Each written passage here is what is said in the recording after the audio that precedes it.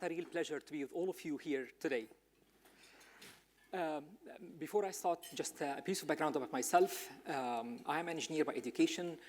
However, I'm a business executive by profession. I've spent the past quarter of a century doing nothing but customer business development, shopper and customer marketing for some of the world big firms when it comes to fast-moving consumer goods. I work for Procter & Gamble, I work for Heineken, and lately I'm working for Unilever. The point about the world-class athletes is actually that my daughter is actually qualifying for the Olympics, this upcoming Olympics in Rio de Janeiro next August, and that's actually something that I'm mostly proud of. I literally lived and worked in every single market in the Middle East. I manage global responsibility for Unilever. I'm the global vice president for customer development. I manage their entire network of distributors globally, as well as their cash and carry business. However, the point about the Middle East, actually, I tend to call this part of the world the CNN markets. And why do I call it CNN? Because basically every day on the CNN news bulletin, there is definitely a piece of news about one market in the Middle East, whether it is about Egypt, Syria, Lebanon, Jordan, Sudan, Iraq, whatever. So this is the classic crisis countries of the whole world. I literally lived and worked in every single market of the Middle East. Before I start, actually, today I'm lucky enough to be the first presenter of the day, because usually whenever I'm invited to a customer experience management event, I'm usually the last to speak. They basically put me at the last presenter of the whole event, and there is a reason for this, and I'll come to the reason right now. Because usually during any crisis management event, you have many presenters talking about best practices when it comes to journey mapping, best practices about how can we manage the customer experience, about metrics, about different applications that we can make use of so that we deliver a fantastic customer experience. However, all of that assumes it is business as usual, all right? However, in this world of ours, it's not business as usual anymore. Sometimes it is business unusual, and I'll come to that in a minute. Okay, the way I planned my presentation for the day is basically, I'll start with a brief background about what VUCA is, spend some time on the Arab Spring, come up with a 5-step model which manages a crisis, how to manage a crisis in the best possible way, spend some time on Unilever experience in this part of the world and how we managed to weather the storm of the Arab Spring, talk about a 4G growth model, and we conclude by something which is pretty much dear to my heart, which is a Global Compass Award. Okay, just in comparison to yesterday's presentation, because last night we listened to Carrie talking about the customer experience of United Airlines. So that example was from the developed market. Today I'll be talking about the developing and emerging markets. So that's in comparison to yesterday. And yesterday we have been talking about a B2C model, business to consumer model. And here I'll be talking about B2B model, not a B2C, it's a B2B. And why is that? Because we as Unilever, I'm sure I would assume that almost all of us know what Unilever is. Unilever is definitely one of the world's top 3 fast-moving consumer goods companies, together with Procter & Gamble and Nestle. So the 3 companies, they form basically the top 3 FMCG companies operating in the whole world. So for us, our customers are the likes of Woolworth, Carrefour, Tesco, Walmart, etc. So we, as a supplier in Unilever, we supply goods to our customers, which is B2B. Then our customers, like Carrefour, Woolworth, for example, they would supply these products to their shoppers, then ultimately the end consumer. So that's the difference between today and yesterday as well. And yesterday we assumed it is business as usual, and today I'm assuming it is business unusual. And we'll see in a minute that business unusual is not just about the Middle East, it's about different parts of the world. Okay, before I start, what is VUCA? Usually in the field of business, sometimes we borrow some of the acronyms, some of the abbreviations from the military world, all right? I was just browsing a minute ago that Donald Rumsfeld, who used to be the Secretary of Defense for the United States, actually is an MBA graduate from the University of Princeton. All right, so we have some academics in the field of military, and we borrow a lot of the best practices from the military into business as well. Like, for example, the VUCA is one of the acronyms we borrow from the military. The Blitzkrieg, for example, the Art of War, which was written for the military purposes, and now it's one of the textbooks in the field of business. So VUCA is actually one of the acronyms that we use in the field of business now, and we borrowed that from the military. VUCA is simply volatile, uncertain, complex, and ambiguous.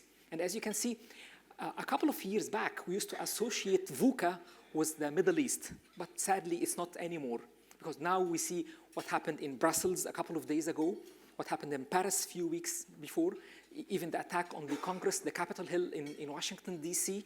I mean, nobody is immune anymore, okay?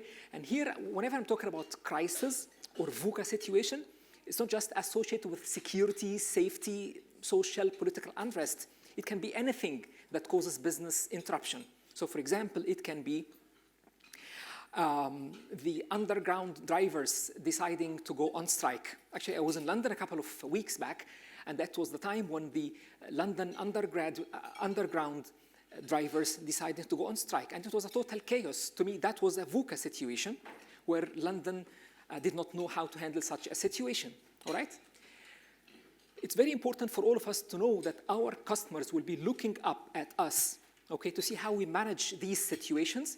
And they build, actually, the way they evaluate us as a supplier of any service or goods to them based on not how we manage the business as usual situation, but also the business unusual situation as well. Okay, the Arab Spring. I would assume that at least 90% plus of all of you know what Arab Spring is all about. It is simply a series of revolutionary acts that started all the way back in Tunisia. Then from Tunisia, it expanded to Egypt, from Egypt to Lebanon, to Yemen, to even Saudi Arabia, to Bahrain, to Qatar, to Syria, and it ended up in Iraq as well.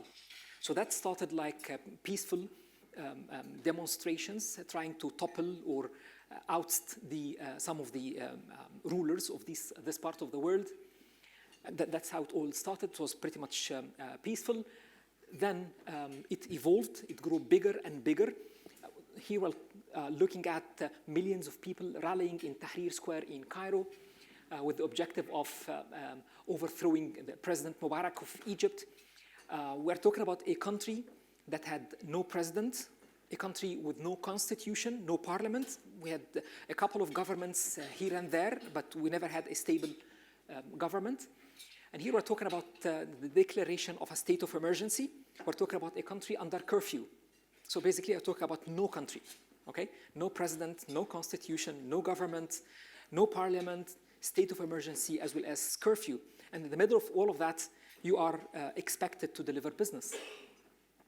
Okay, so that was the security situation. Then how about the economic situation? Economic situation is one of the very worst. We're talking about devaluation. We're talking about people unable to access their basic needs, because basically it's a state of emergency and it's curfew time as well. No fuel.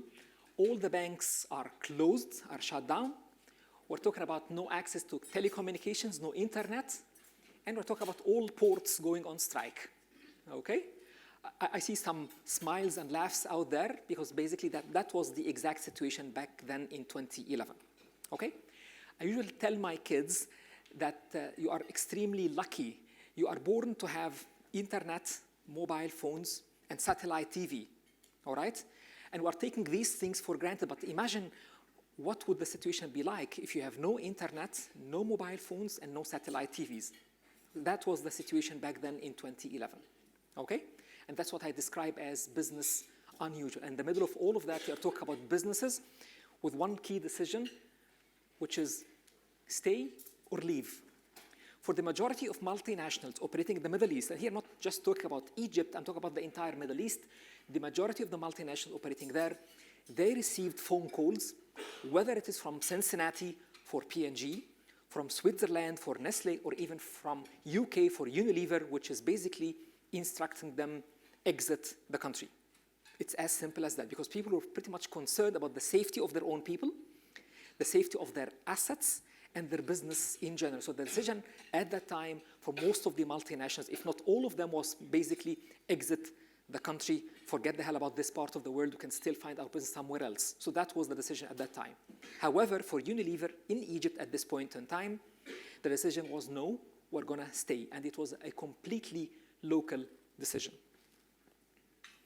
Okay, at that time, actually, we came up with this model, which is called the 5-step process. This is not sort of a Harvard Business School model or an MIT developed model. No, not at all. This is the model that the people on the ground came up with so that they can manage the situation on the ground and still maintain Unilever business in this part of the world during this tough time. Okay? And actually, we came up with these 5 steps. First of which was authentic leadership, putting people first, leading the change, decision-making, risk management, and putting in place a corporate governance system. Okay? Now I'm going to take you through them one by one. How did you manage this situation, and how each one of these steps apply to the situation on the ground. First thing, the decision to stay in business during that time needed to be taken by the people on the ground, the local management team of Unilever, whether it is the managing director or the board of directors. I was lucky enough to be part of this team that took this decision at that time. Why did we take this decision? Was it a risky decision? Yes, it was risky. However, we made sure that it's not that risky.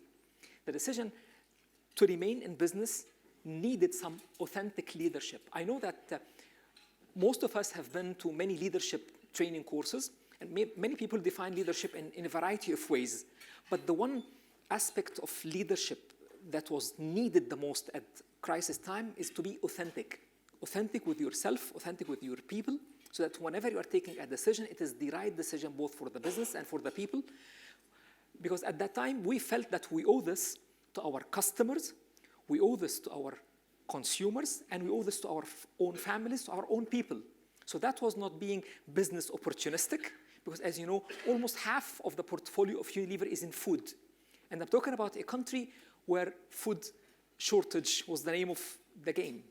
People would actually go to a supermarket and not find any food to buy. Okay? So at that time, it was the responsibility of the big companies like Unilever working in the field of food to remain in business so that they can make sure that we maintain supplying our products to the customers so that our customers during the non-curfew hour can supply food for the mass as well. So part of this was that actually we cared for the communities where we operated. We cared for the people that worked for us. We cared for the customers. We cared for the consumers and for our own people as well. But to take such a big decision, you need to be mindful about it and on its consequences, because this is not a business as usual situation. We needed to definitely put people first. Yesterday, we listened to the example of United Airlines, where basically, the air hostess were completely unaware of the new marketing strategy, marketing campaign. It was very important for us to make sure that everybody in the business is aware of what we are about to do. So communication to our own people was of paramount importance. Let me just step back here. Maybe some of you would know that the Arab Spring or the Egyptian Revolution started on January 25th. What is the significance of the 25th? The 25th is the day where usually people start to be paid, because usually we start to receive our salaries towards the end of the month. Usually it's either the last few days of the month or the first few days of the following month where people start to be paid, all right?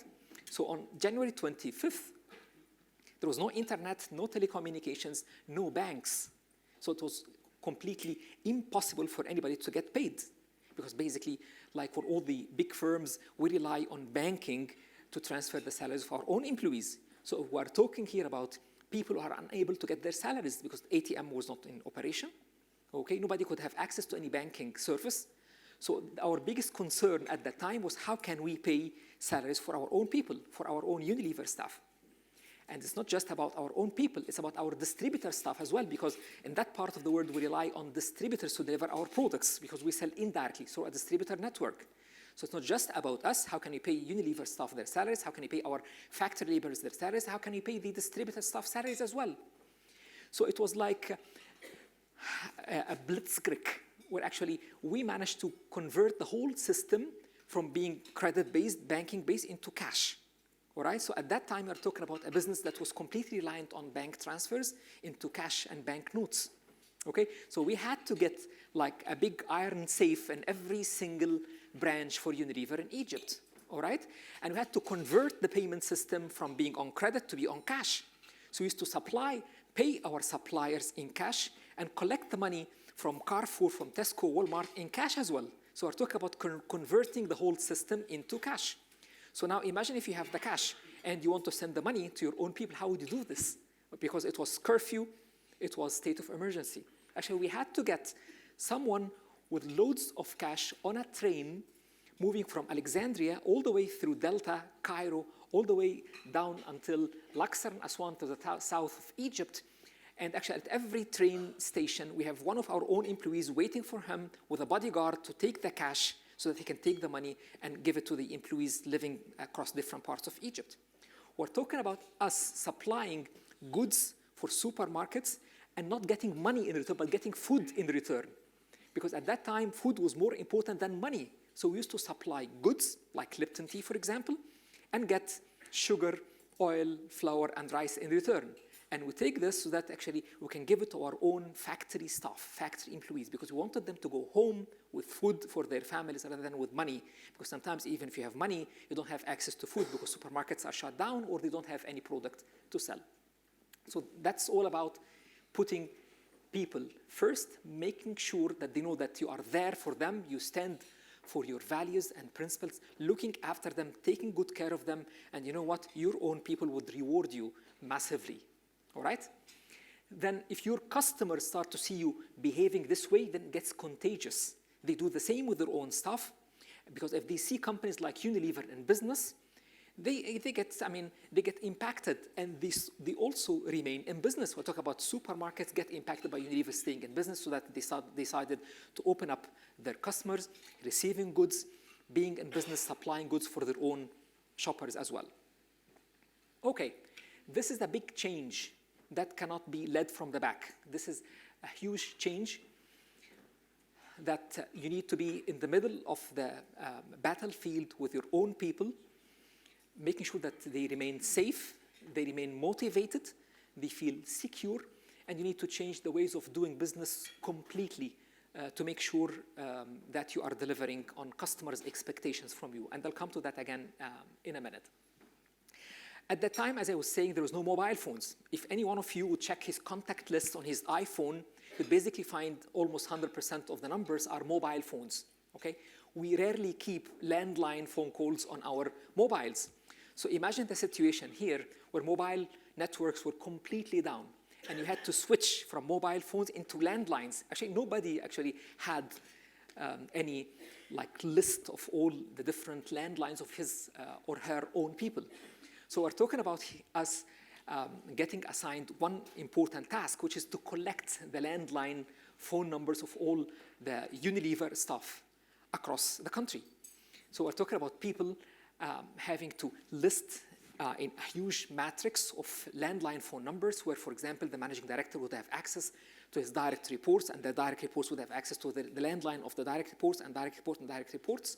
We're talking about switching the operation into walkie-talkie, because there was huge doubt that even the landlines will still be operating at that time. So it was one of the decisions we have taken, how to switch the business from mobile into landlines, and how can we make decisions timely, how can we communicate these decisions down to the level of the salesman who is operating somewhere out there.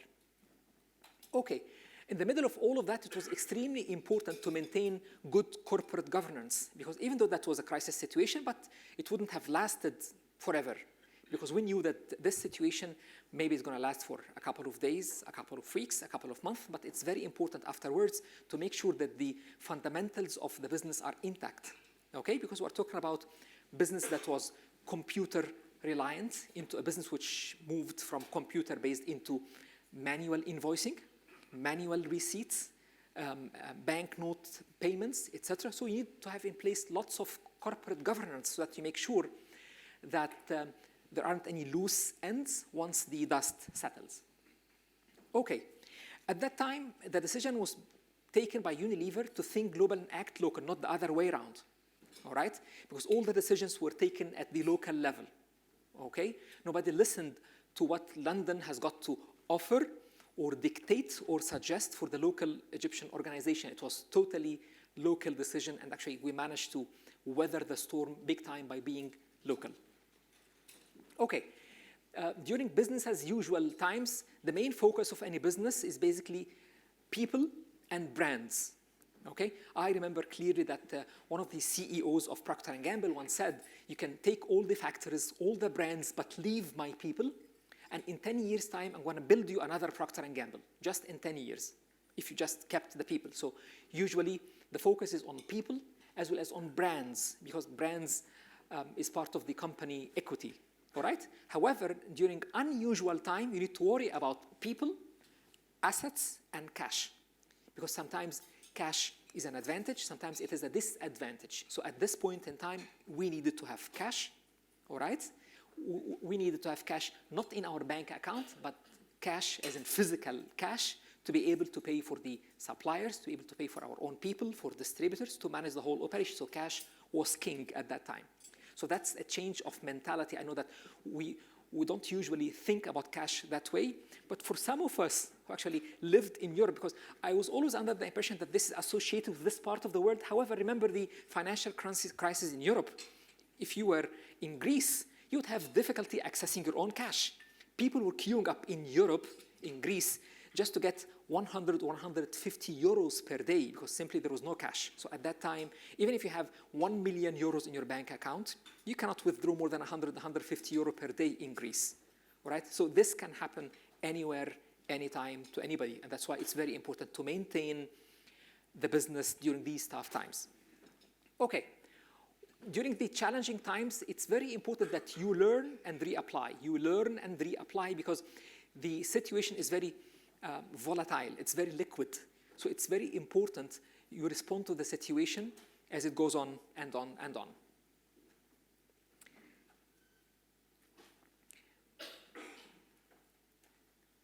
Okay, we're talking again about a system shifting from relying on banks into relying on bank notes, relying on landlines instead of emails. That was the exact situation that we need to adapt and work with.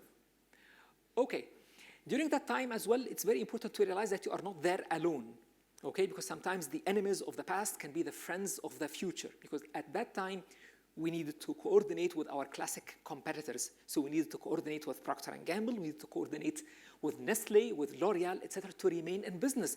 I just remember one example, because we had issues shipping product between cities. While we had our tea factory in Alexandria, we had the biggest chunk of the business in Cairo. So we needed to ship Lipton tea from Alexandria to Cairo. It was almost impossible. Why is that? Because it was curfew. You cannot ship or transfer anything between the big two cities of Cairo and Alexandria. And we had to coordinate with the army, to protect the shipment and the dispatch while it was going from between Alexandria and Cairo. So to do this, the army would have never done that just for one supplier. So we had to rally the different food suppliers in Egypt in one long caravan moving from Alexandria to Cairo, protected by the army, to make sure that we receive the products in Cairo. So now we're talking about the enemies of the past becoming the friends of the future, because simply you cannot survive alone. You need others with you as well. To do that, you need to make sure that you are safeguarding the business, okay? Because it's not just about surviving short term, because you need to be 100% aware of the consequences of whatever decisions you are taking. And here we'll talk about the 4G model, which is basically, for any business to be healthy, you need to look at 4 elements of the business. And here I'm talking about different metrics from the classic customer experience metrics. I'm talking about some business metrics that are important for the survival of any business. Number 1, we need to make sure that you have consistency of delivery. It's not just a one-off. And here we're talking about doubling the business, okay, every 5 years. So that's the result of the activities done during that time, doubling the business in 5 years. And for those of you who are familiar with FMCG, usually whenever you are in the field of fast-moving consumer goods, you can barely grow 1 or 2% every year. So that's the nature of growth in FMCG. Usually, Procter & Gamble will thrive to deliver 3% growth, for Unilever 4% growth, and for Nestle 4-5% growth. And here I talk about managing to double the business in 5 years and doing this consistently, no single year with decline. So that was extremely important. Second thing about profitability. Yeah, there was a dip in profitability in 2011. However, we managed to get out of it quickly, because actually during that time, profitability was a concern because of the devaluation, because of a shortage of supplies. However, we managed after a short dip, a short period of time, to get out of it and get out of it extremely successful. That's the biggest reward we got for managing the situation during tough time. Market share, okay? And again, for those of you who are familiar with FMCG in general, every company would strive just to achieve 25 base points increase in market share, 50 base points increase in market share. Actually, what we have done during that time is that we managed to put an additional 1,000 base points of market share. Why is that? Because actually, our customers as well as our consumers rewarded us massively. Because when they saw us there in place, acting for the values and principles we portray, we claim to have in business as usual time, and actually doing the same during business unusual time, we got rewarded massively by our customers and by our consumers as well, because they saw a company during the tough time remaining, supplying, being close to them, serving them, and that's how they rewarded us with massive gains in market share. Last but not least, it's about responsible growth, because during that time, Unilever was the employer of choice. Why is that? Because we managed to create almost 500 new jobs during this time. Actually, if you were in this part of the world in 2011, you'd be lucky to keep your job. Because what most of the companies have done is that it was massive layoffs, and for those who kept their jobs, there was no salary increase, no bonuses, no nothing. However, for Unilever, because our business was growing, because we remained in business, we managed to recruit 500 additional person to work for Unilever. So it was, again, part of our corporate social responsibility, and again, we got rewarded by this as the employer of choice. Okay. Finally, and that was actually the biggest thing that ever happened for the Egyptian business, was that in Unilever we have a huge global award which is called the Global Compass Award. This is 100% objective measures which rewards the best performing business units. And here the evaluation is for both the top line growth, the bottom line growth, the market share growth, the responsible growth as well. And in 2011, again, Egypt was awarded as the best performing business unit for Unilever globally, thanks to the way they managed the crisis situation during the Arab Spring and their ability to come out of it successfully. And that would be the last thing I want to finish with, which is basically that some of the activities that we fear the most would definitely contain our biggest opportunity. And here again, I'm not talking about being business opportunistic, because actually when we did that in 2011, I think business was the last thing we considered. It was basically, we were extremely authentic with ourselves, making sure that we serve our customers well, making sure that we serve our consumers well, so that whenever our consumers are there on the shelf, they can always still find our products and feel that this is a company that stood by our side during tough time, as they did during the normal time.